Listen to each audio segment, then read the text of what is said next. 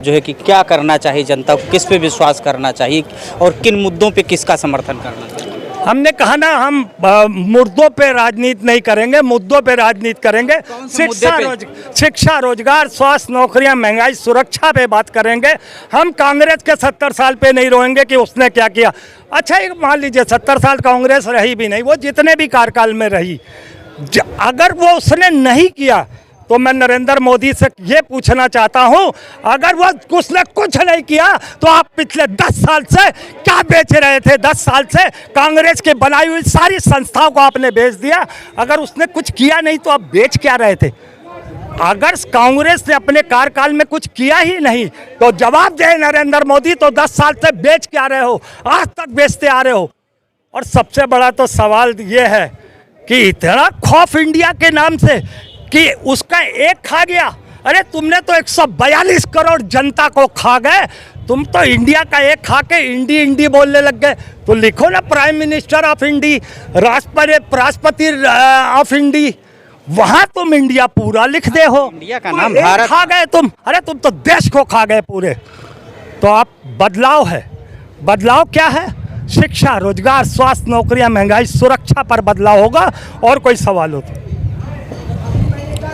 राहुल का न्याय पत्र है, मोदी की गारंटी है। सवाल है दोनों में बेटर इस समय देश के लिए कौन है? देखो, ऐसा है, ये पहली बात तो 140 करोड़ जनता को ये सोचना चाहिए कि हमारे देश के कुर्सी पे, उस महान कुर्सी पे प्रधानमंत्री के एक अनपढ़ प्रधानमंत्री बैठा दिया जनता ने 10 साल के लिए।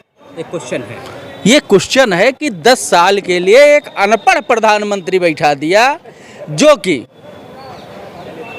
कोरोना का वायरस फैलवाया, कोरोना आया नहीं, 5G नेटवर्क का टेस्टिंग के द्वारा जो है कोरोना फैलवाया गया। उसके बाद कितने करोड़ों लोग मरे उसमें। कोई परीक्षा देने गया था, कोई जो है अपने भाई से मिलने गया था दिल्ली, बम्बई, कलकत्ता। एक बैग प्रधानमंत्री जी लॉकडाउन लगा देते हैं, ट्रेन बंद हो जाती है, बस बंद हो जाता है, आदमी रास्ते में मर जाता है। वो आज तक उसका जो है प्रधानमंत्री के द्वारा गिनती नहीं करवाया गया कि कोरोना में कितने लोग मर गए, कोई डाटा नहीं रखा गया। और उसके बाद इतने लोग मरने के बाद जो है प्रधानमंत्री द्वारा ताली और थाली जनता से बजवाया जाता है। उन्होंने कहा पीएम केयर फंड बनाया है, जनता को दिया। पीएम केयर फंड का तो इन्होंने हिसाब तक नहीं दिया कि कितना पैसा जनता ने उसमें जमा किया। तो अभी तो राफेल घोटाला सबसे बड़ा घोटाला था, उसके बाद दूसरा घोटाला इन्होंने कोरोना घोटाला कर दिया, तीसरा घोटाला इन्होंने चंदा घोटाला किया, जो 8,500 करोड़ रुपया ईडी और सीबीआई भेज करके दूसरे दिन वसूली की गई। वो तो कहते ईडी सीबीआई सुरक्षित काम कर रही है।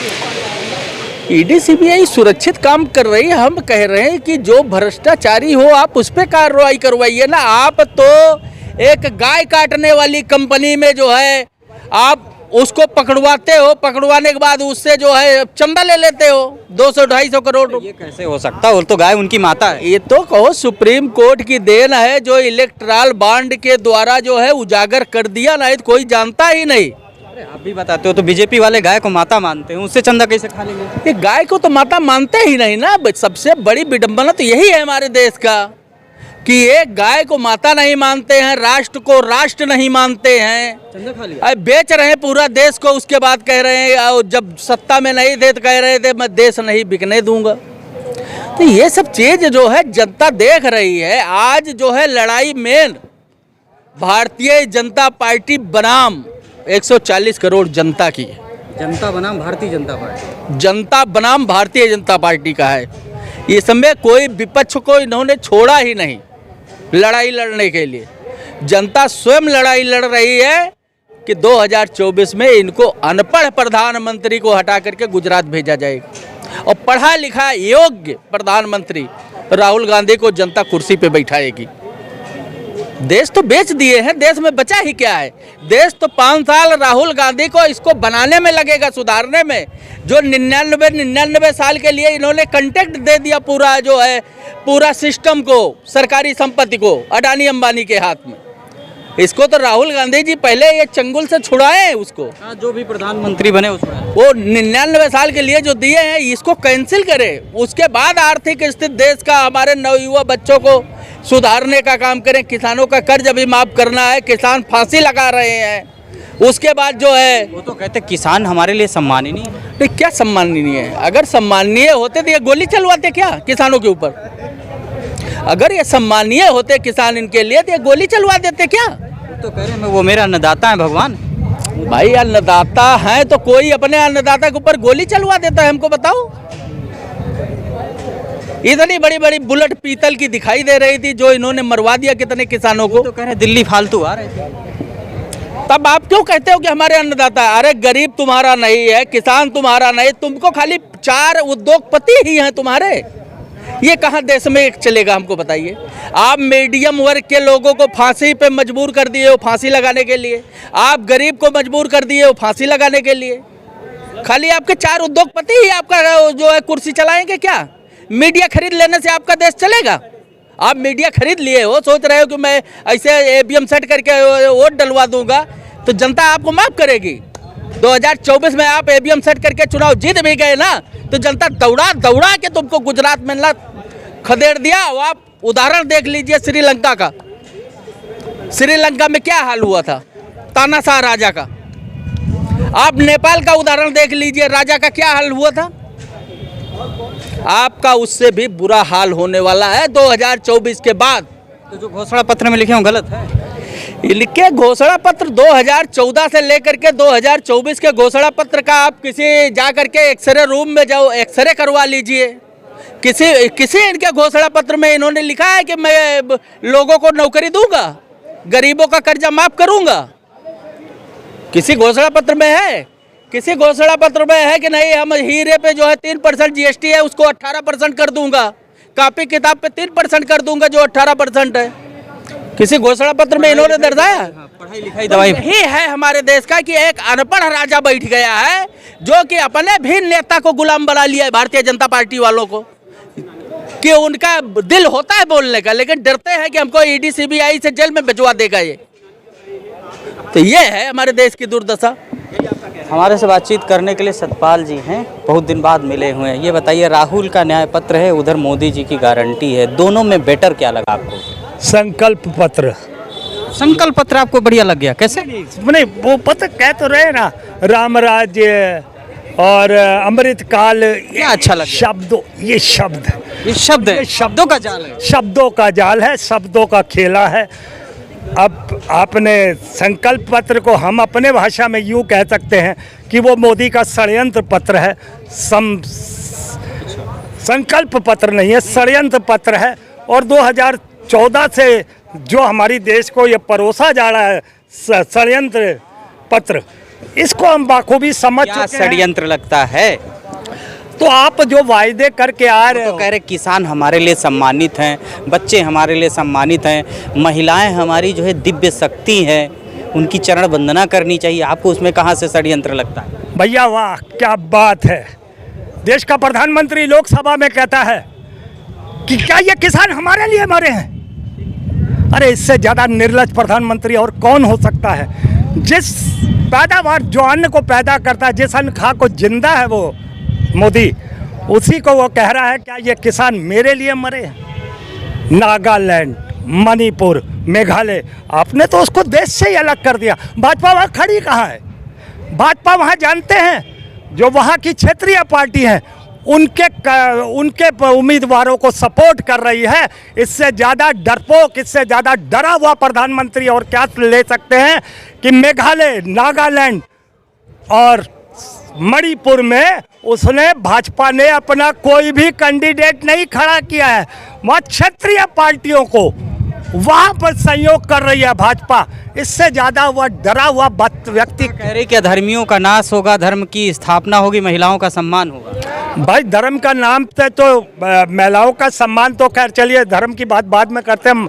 महिलाओं का सम्मान तो मणिपुर में नंगा करा के वीडियो वायरल, ये ऐसे सम्मान तो भारतीय जनता पार्टी से उम्मीद कर सकते हैं आप। सांसद बड़े बढ़िया हैं। अच्छा, हम एक बात आपके चैनल के माध्यम से, अभी तक कैसरगंज की सीट का जो ब्रिजभूषण की है, मोदी अभी तक उस पर डिसाइड क्यों नहीं कर पाए? नारी शक्ति सम्मानी जो है सांसद हैं उनके, बिल्कुल सामान्य बलात्कारियन बलात्कार क्या वो लड़कियां झूठ बोल रही थी? सामान्य बलात्कारियन ऐसे है नेता, औरत तो लड़कियां तो सब झूठ बोल रही हैं। एक लड़की झूठ बोलेगी, 2 लड़की झूठ बोलेगी, 7 लड़कियां झूठ बोल रही हैं। सजा नहीं देती फिर ब्रजभूषण को कुछ गलत होता? हाँ, तो फिर इनके जो बिना किसी सबूत के 4 आदमी आम आदमी पार्टी के अंदर हैं, तो वहाँ पर आपकी तो बड़े बहुत बड़ा षड्यंत्र की वो तो बस करोड़ों रुपया खा नहीं, हमको तो जानकारी है ना, हमको तो कितना बड़ा घोटाला हमको तो लगता है कि नहीं पड़ा। उन्होंने तो करोड़ों खाए, लाखों आपके अंदर भी गए। जो इतनी अंधभक्ति जो आप बीजेपी की कर रहे हो, वो मुझे धीरे धीरे समझ में आ रहा है। नहीं, जो ये आपकी बीजेपी की भक्ति, ये भी मुझे समझ में आ रही है। दलाली कितनी मिली है, ये थोड़ा सार्वजनिक कर दीजिए। आप बताओ कैसे केजरीवाल घोटाला नहीं किया तो कैसे हो गया? किसने किया घोटाला? फिर क्या चीज? केजरीवाल अगर खाए नहीं होते आपने कोई सबूत दिया अभी तक? और जो इलेक्ट्रॉल बॉन्ड पे सबसे ज्यादा पैसा खाने वाली पार्टी है वो भारतीय जनता पार्टी है। 57-55% जो एक मिनट बीच में मत बोलिए भाई साहब, मैं बहुत आपको कई बार मना, आप बीच में मत बोलिए। 55-60% की भागीदारी है इलेक्ट्रॉल बॉन्ड की सिर्फ भाजपा की, बाकी की अदर्स की पार्टी में। कल बड़ा ताज्जुब का बात है कि मायावती के आनंद जी ने कहा कि ये लाल टोपी वालों से बच के रहना। देखिए, हमारी पार्टी बहुत साफ सुथरी, हमने इलेक्ट्रॉल बॉन्ड में पैसा नहीं खाया। अरे तुम सत्ता में थे कहाँ जो तुमको इलेक्ट्रॉल बॉन्ड का पैसा मिलता? तुम अपना वजूद खो चुके हो, माया जी अपना वजूद खो चुके। अरे सुनो एक मिनट, जनता को क्या मैसेज देना चाहते हो आप, जो है कि क्या करना चाहिए जनता को, किस पे विश्वास करना चाहिए और किन मुद्दों पे किसका समर्थन करना चाहिए? हमने कहा ना, हम मुद्दों पे राजनीति नहीं करेंगे, मुद्दों पे राजनीति करेंगे। शिक्षा, रोजगार, स्वास्थ्य, नौकरियां, महंगाई, सुरक्षा पे बात करेंगे। हम कांग्रेस के 70 साल पे नहीं रोएंगे कि उसने क्या किया। अच्छा, एक मान लीजिए 70 साल कांग्रेस रही भी नहीं, वो जितने भी कार्यकाल में रही, अगर वो उसने नहीं किया तो मैं नरेंद्र मोदी से ये पूछना चाहता हूं, अगर वो उसने कुछ नहीं किया तो आप पिछले 10 साल से क्या बेच रहे थे? 10 साल से कांग्रेस के बनाई हुई सारी संस्थाओं को आपने बेच दिया। अगर उसने कुछ किया नहीं तो आप बेच क्या रहे थे? अगर कांग्रेस ने अपने कार्यकाल में कुछ किया ही नहीं तो जवाब दे नरेंद्र मोदी, तो 10 साल से बेच क्या रहे हो? आज तक बेचते आ रहे हो। और सबसे बड़ा तो सवाल ये है कि इतना खौफ इंडिया के नाम से कि उसका एक खा गया। अरे तुमने तो 142 करोड़ जनता को खा गए, तुम तो इंडिया का एक खा के इंडी बोलने लग गए। तो लिखो ना प्राइम मिनिस्टर ऑफ इंडी, राष्ट्रपति ऑफ इंडी, वहां तुम इंडिया पूरा लिख दे हो। इंडिया का नाम भारत खा गए तुम। अरे तुम तो देश को खा गए पूरे। तो आप बदलाव है, बदलाव क्या है? शिक्षा, रोजगार, स्वास्थ्य, नौकरियां, महंगाई, सुरक्षा पर बदलाव होगा।